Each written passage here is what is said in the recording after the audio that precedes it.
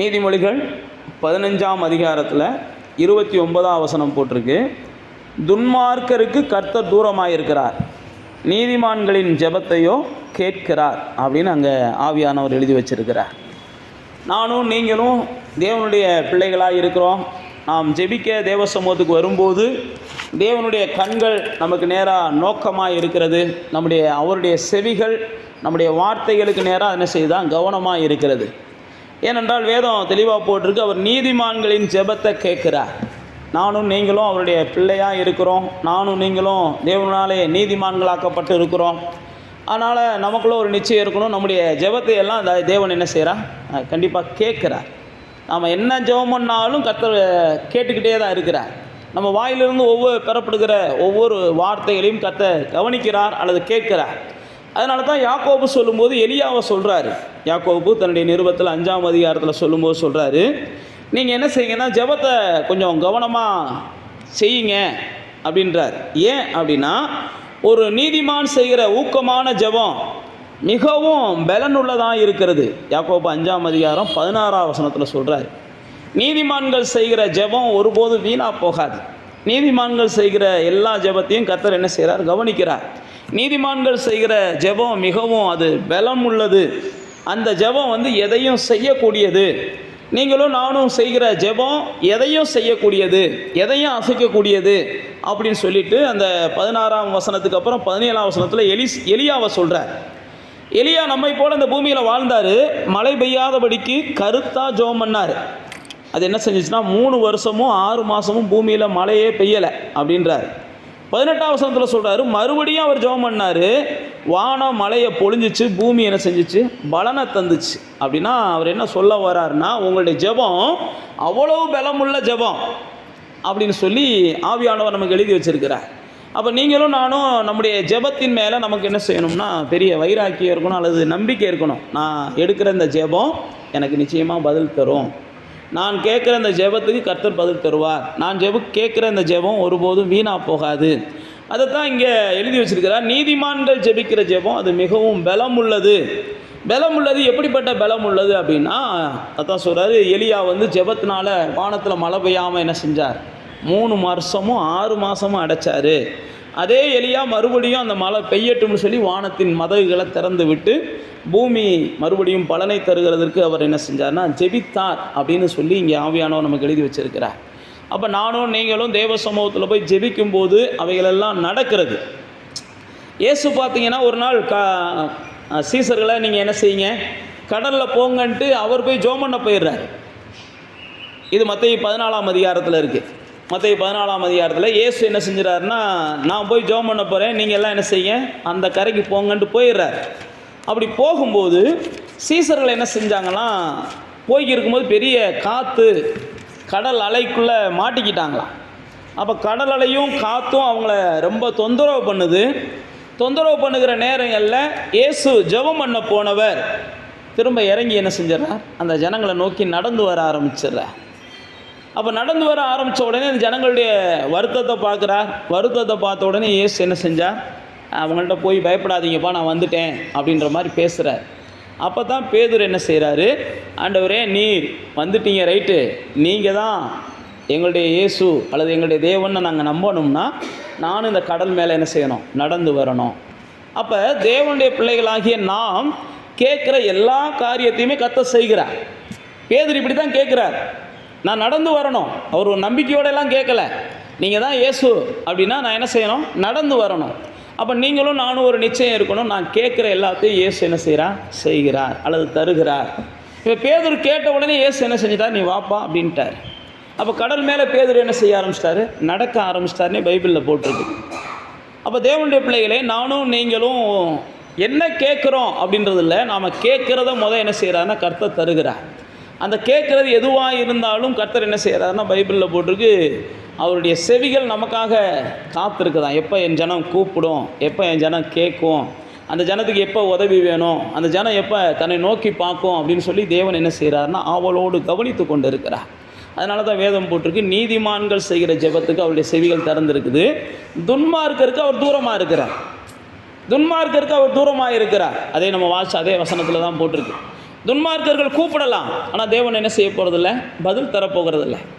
ஏன் பதில் தரப்போகிறதில்ல அப்படின்னா, பைபிளில் போட்டிருக்கு, துன்மார்க்கர்கள் கூப்பிடும்போது அவருடைய சத்தம் அங்கே போக முடியாத அளவுக்கு அவங்க பாவங்கள் அந்த ஜெபத்தை தடுத்து வச்சிருது. இப்போ நீங்களும் நானும் கூப்பிடும்போது ஏன் நம்முடைய சத்தம் தேவனுடைய செவிக்கு போகுது அப்படின்னா, நானும் நீங்களும் இயேசுவின் ரத்தத்தினாலே பாவ மன்னிப்பை பெற்றவர்கள். பாவ மன்னிப்பை பெற்றதுனால நமக்கு பரலோகத்திலேருந்து பலன் வருகிறது. பாவ மன்னிப்பை பெற்றவங்களுக்கு தான் பரலோகத்தின்ல என்ன செய்யுதுன்னா போகக்கூடிய பாக்கியம் கிடைக்குது. எல்லாரும் போக முடியாது. அப்போ தேவனுடைய பிள்ளைகளாகிய நாமக்குள்ளே ஒரு நிச்சயம் இருக்கணும். நான் கேட்குற காரியம், நான் கூப்பிடுகிற காரியம், நான் விண்ணப்பம் பண்ணுகிற காரியம் கர்த்தர் என்ன செய்கிறார், நிச்சயமாக தருகிறார். யோனா புஸ்தகத்தை நம்ம வாசிச்சிருக்கிறோம். யோனா தேவனுடைய சத்தத்துக்கு விலகி ஓடிடுறாரு. தேவனுடைய சத்தத்துக்கு விலகி ஓடுனதுக்கப்புறம், தேவனுடைய சத்தத்துக்கு விலகி ஓடினதுக்கப்புறம் அவர் பல பாதிப்புகளை பார்க்குறார், பல பிரச்சனைகளை பார்க்குறார். பல பிரச்சனைகளையும் பல பாதிப்புகளையும் பார்த்ததுக்கப்புறம் தேவன் என்ன செய்கிறார், ஒரு மீனை உருவாக்கி அந்த மீனை கடலுக்குள்ளே அனுப்பி, பைபிளில் போட்டிருக்கு. யோனா புஸ்தகத்தை நீங்கள் வாசித்து பார்த்தீங்கன்னா 2ஆம் அதிகாரம், 1ஆம் அதிகாரம், 3ஆம் அதிகாரங்களெல்லாம் இதெல்லாம் நான் சொல்கிற சம்பவங்கள் இருக்குது. அப்போ உள்ளே அனுப்பி அந்த மனுஷனை இவங்க தூக்கி போடும்போது அது முழுங்கணும் அப்படின்றார். அப்போ அவங்க தூக்கி போட்டுறாங்க, அந்த மீன் முழுங்கிடுறது. முழுங்கின உடனே மீன் வயிற்றுக்குள்ளே போய்கிட்டு யோனா என்ன செஞ்சாராம், ஜெபம் பண்ணாராம். மீன் வயிற்றுக்குள்ளே போய்கிட்டு ஜெபம் பண்ணாராம். மீன் வயிற்றுக்குள்ளே இருக்கும்போது ஜெபம் பண்ணாராம். வேதத்தில் போட்டிருக்கு, அந்த ஜெபத்தையும் கர்த்தர் கேட்டார்னு போட்டிருக்கு. அப்போ நம்ம எங்கே இருந்து நாம் ஜெபம் பண்ணாலும், ஒருவேளை நின்றுக்கிட்டு ஜெபம் பண்ணாலும் கர்த்தர் கேட்குறார். சில நேரத்தில் நம்மளால் நிற்க முடியலை, படுத்துக்கிட்டு தான் ஜெபம் பண்ண முடியுது அப்படின்னாலும் கர்த்தர் கேட்குறார். இல்லை உட்காந்துக்கிட்டு தான் ஜெபம் பண்ண முடியுது, கர்த்தர் கேட்குறார். முழங்கால் படிக்கிட்டு தான் நம்மளால் ஜெபம் பண்ண முடியுது. என்ன செஞ்சாலும் கர்த்தருடைய சத்தம் என்ன செய்யுதுன்னா, நம்முடைய சத்தத்தை கர்த்தருடைய இருதயம் எப்பயுமே கவனிக்குது. இப்போ யோனா பாருங்கள், அங்கே மீன் வயிற்றுக்குள்ளே போயிட்டு ஜெபம் பண்ணுறாரு.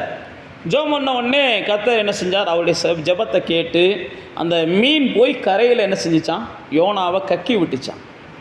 மீன் போய் கக்கி விட்ட உடனே யோனா 3 நாட்கள் மீன் வயிற்றுக்குள்ளே இருந்து, 3 நாட்கள் புசியாமல் குடியாமல் சரியான சுவாசம் கூட விட முடியாமல் மீன் வயிற்றுக்குள்ளே இருந்த யோனா வெளியில் வந்து மறுபடியும் என்ன செஞ்சார், தேவனுடைய சித்தத்தை செஞ்சு முடித்தார் அப்படின்னு நம்ம வேதத்தில் வாசிக்கிறோம்.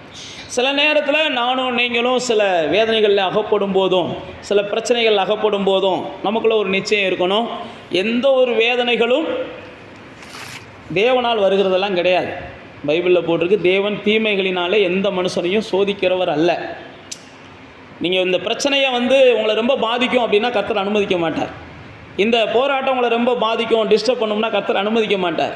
அல்லது இந்த காரியம் உங்களை ரொம்ப வேதனைப்படுத்தும் அப்படின்னா கர்த்தர் அனுமதிக்க மாட்டார். இது உங்களை பாதிக்காது, இது உங்களை வேதனைப்படுத்தாது அப்படின்னா மட்டும்தான் கர்த்தர் அனுமதிப்பார். இல்லை அதையும் மீறி என் வாழ்க்கையில் சிலது நடக்குது அப்படின்னா அதுக்கு முதல் காரணம் நீங்கள் தான். கர்த்தரே அதை தொட சொல்லினாலும் நீங்கள் போய் தொடுறீங்க, கர்த்தரே எடுக்க சொல்லினாலும் நீங்கள் போய் எடுக்கிறீங்க, கர்த்தரே போய் தலையிட சொல்லினாலும் நீங்கள் போய் தலையிடுறீங்க. அதனால் அந்த வேதனைகள் வருகிறது. அந்த வேதனைகள் வந்தாலும் நம்முடைய ஆண்டவர் என்ன செய்கிறார், அந்த வேதனையில் நீங்கள் உணர்ந்து, ஆண்டவரே நான் வேதனையில் அகப்பட்டு கொண்டேன், துன்பத்தில் அகப்பட்டு கொண்டேன். யோனா பாருங்கள், யோனாவை கர்த்தர் ரொம்ப மதித்தார். யோனா மேலே கர்த்தர் பெரிய பிரியம் வச்சுருந்தார். யோனாவுக்கு பெரிய திட்டத்தை கர்த்தர் வெளிப்படுத்தினார். எப்பா நீ நினிவே பட்டணத்துக்கு போ, அந்த பட்டணத்தில் இருக்க ஜனங்கள்லாம் ரொம்ப தங்களை கெடுத்துக்கிட்டாங்க, நான் அந்த பட்டணத்தை அழிக்க போகிறேன், நீ போய் பேசுனேன்னா அந்த பட்டணத்தின் ஜனங்கள் என்ன செஞ்சுருவாங்க, காப்பாற்றப்பட்டுருவாங்க. யோனா மேலே அவ்வளோ நம்பிக்கை வச்சுருந்தார். ஆனால் அந்த யோனா என்ன செஞ்சிட்டாரு, அதெல்லாம் முடியாது, நான் வேறு இடத்துக்கு போக போகிறேன்னு கர்த்தருக்கு தெரியாமல் ஓடி போக நினச்சார். அப்படி தான் பைபிளில் போட்டிருக்கு. அப்போ ஓடி போக நினச்சதுனால தான் யோனாவுக்கு பல வேதனைகள், பல பிரச்சனைகள், பல போராட்டங்கள், பல சூழ்நிலைகள், அதுக்கப்புறம் அவர் கடலில் தூக்கி போடப்படுகிறார். எல்லாமே ஏன் வந்துச்சு அப்படின்னா, அவர் கர்த்தருடைய சத்தத்தை என்ன செய்யலை, மீறினதுனால வந்துச்சு. அப்போ கர்த்தருடைய சத்தத்துக்கு யோனா கீழ்ப்படிஞ்சிருந்தார் அப்படின்னா கண்டிப்பாக யோனா இவ்வளவு பெரிய பூகம்பத்தில் மாட்டியிருக்க மாட்டார். இப்போ நீங்களும் நானும் பெரிய பெரிய பூகம்பங்களில் மாட்டுகிறோம் அப்படின்னா நமக்குள்ள ஒரு நிச்சயம் இருக்கணும், நான் கர்த்தருடைய சத்தத்தை சரியாக கவனிக்கலை. நான் ஏற்கனவே போன வாரம் அப்போஸ்தலர் 27ஆம் அதிகாரத்தில் சொன்னேன். பவுல் அப்போஸ்தலன் சொல்கிறான், எப்பா இதுக்கு மேலே நம்ம போக வேண்டாம், பெரிய பிரச்சனைகள் வரப்போகுது, ஏன்னா கர்த்தர் என்கிட்ட பேசிக்கிட்டு இருக்கிறார். அப்போ ஜனங்கள் என்ன செய்கிறாங்க, கர்த்தர் சொல்கிறதெல்லாம் நாங்கள் கேட்குறதுக்கு நாங்கள் முடியாது, எங்களுக்கு தெரிஞ்ச அளவுக்கு பிரச்சனை ஒன்றும் இல்லை, நாங்கள் போகத்தான் செய்வோம்னு போகிறாங்க. கொஞ்சம் தூரத்தில் என்ன செஞ்சிருச்சு, பிரச்சனை வர ஆரம்பிச்சிருச்சு. அதுக்கப்புறம் பெரிய சூழ்நிலைகளை பார்க்குறாங்க. அப்புறம் பவுல் போய் ஜெபம் பண்ணுறார். கர்த்தர் என்ன செய்கிறார், பவுல்கிட்ட பேசுகிறார், பரவாயில்லப்பா ஓ நிமித்தம் உன் ஜெபத்தை கேட்டு மறுபடியும் என்ன செய்கிறேன், ஜனங்களுக்கு ஏதாவது ஒரு அடைக்கலத்தை ஏற்படுத்துகிறேன், இந்த பிரச்சனையிலும் தப்புறதுக்கு ஒரு வழியை உண்டாக்குகிறேன். அப்போ தேவனுடைய பிள்ளைகளாகிய நாம், பைபிளில் போட்டிருக்கு, நம்ம சுய இச்சைகளினாலே இழுக்கப்பட்டு தான் பல வேதனைகளை நாம் சம்பாதிக்கிறோம். தேவன் எப்பயுமே நமக்கு வேதனைகளை கொடுக்கிறவர் அல்ல. நாம் துன்பப்படும்படி தேவன் எப்பயும் விரும்புகிறவர் அல்ல. நானும் நீங்களும் துன்பப்படும் போது பைபிளில் பார்த்தீங்கன்னா நாம் ஆண்டவரை நோக்கி பார்த்தோம் அப்படின்னா அந்த துன்பத்தை அவர் என்ன செய்கிறார், மாற்றுகிறவராக இருக்கிறார், நீக்குகிறவராக இருக்கிறார். வேதம் சொல்கிறது நீதிமான்களுடைய ஜெபத்தை அவர் கேட்குறார். நீங்கள் உங்களுடைய ஜெபம் எப்போ வேணாலும் தேவன்கிட்ட போகலாம். அது காலையிலையும் போகலாம், மதியமும் போகலாம், நைட்டும் போகலாம், எந்த நேரமும் போகலாம். ஆனால் உங்களுக்குள்ள ஒரு நிச்சயம் இருக்கணும், நான் ஜெபிக்கும்போது அதுக்கான பதிலை கர்த்தர் தருவார். அதான் பைபிளில் போட்டிருக்கு. எலியா ஜெபிச்சான், வானம் அடைக்கட்டும் அப்படின்னா அடைச்சிச்சு. எலியா ஜெபிச்சான், மறுபடியும் வானம் திறக்கட்டும் அப்படின்னா திறந்துச்சு. நீங்களும் நானும் அந்த மாதிரி ஒரு நிச்சயம் இருக்கணும். என்னுடைய ஜெபத்துக்கு தேவன் என்ன செய்வார், பதில் தருவார். நான் கலங்கக்கூடாது, நான் என்ன வேணுமோ தேவன்கிட்ட கேட்கலாம். நான் சொன்ன பாருங்க, பேதுரு கேட்குறான், நான் கடன் மேலே நடந்து வரணும் அப்படின்றான். ஆண்டவர் உடனே கடன் மேலே நடந்து வான்றார். அப்போ நமக்குள்ள ஒரு நிச்சயம் இருக்கணும், நான் இது மாறட்டும்னு சொல்லி ஆண்டவர்கிட்ட கேட்குறேன், ஆண்டவர் நிச்சயமாக மாற்றுவார். இது விலகட்டும்னு சொல்லி கேட்குறேன், ஆண்டவர் நிச்சயமாக விளக்குவார். இதில் ஒரு அதிசயம் நடக்கட்டும் அப்படின்னு நான் கேட்குறேன், ஆண்டவர் நிச்சயமாக அதில் ஒரு அதிசயத்தை செய்வார். நம்ம எல்லாருமே அறிந்திருக்கிறோம் எஸ்தர் புஸ்தகம். எஸ்தர் புஸ்தகத்தை நீங்கள் எல்லாருமே வாட்சி பார்த்தீங்கன்னா தெரியும்.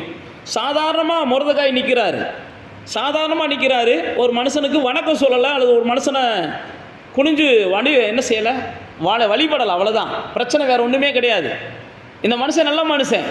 ஒரு மனுஷனுக்கு வணக்கம் சொல்லன்றதுக்காக அந்த மனுஷன் பிரச்சனையை ஏற்படுத்துகிறார்.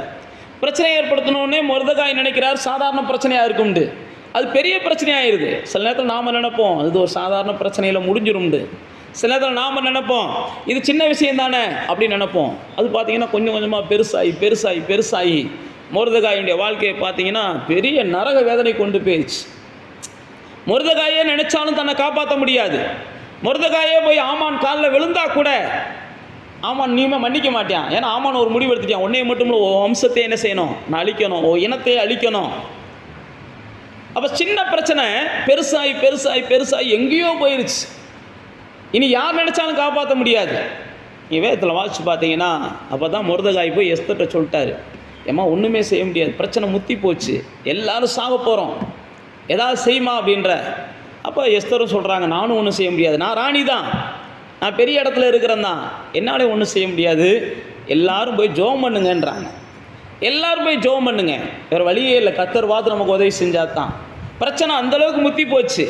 பைபிளில் போட்டிருக்கு, எஸ்தரும் மொர்தெகாயும் எல்லாரும் சேர்ந்து ஜெபம் பண்ணாங்களாம். ஜெபம் பண்ண உடனே தேவன் என்ன செஞ்சாராம், காரியங்களை மாறுதலாய் முடிய பண்ணாராம். பல அதிசயமான திருப்பங்களை ஏற்படுத்துகிறார். ஒரே இரவில் பல மாற்றங்கள் நடக்கிறது. பிழைக்கவே முடியாதுன்னு நினச்சிக்கிட்டு இருந்தாங்க. அடுத்த நாளே பார்த்தீங்கன்னா இவங்களுக்கு ஒரு ராஜ பிறப்பு உருவாக ஆரம்பிக்குது. மொர்தெகாய்க்கு பெரிய மேன்மை கிடைக்க ஆரம்பிக்குது. இவங்க வம்சமெல்லாம் அந்த ஊரில் என்ன செய்யுது, பேர் சொல்லுகிற வம்சமாக பின்னாட்களில் மாறி வருகிறத அந்த எஸ்தர் புஸ்தகத்தில் நம்ம வாசிக்கிறோம். அப்போ சில நேரத்தில் கை மீறி போயிடுச்சு, எல்லாம் மீறி போயிடுச்சு, நம்மளே நினச்சாலும் தடுக்க முடியாது. ஆனால் நமக்கு நல்லா தெரியும் இந்த பிரச்சனைக்கெல்லாம் ஏதோ ஒரு வகையில் நம்ம காரணமாக இருந்திருக்கிறோம். அதான் சொல்கிறேன், மொர்தெகாய் ஏதோ ஒரு சாதாரணமான பிரச்சனை நினச்சார், முத்தி போயிடுச்சு.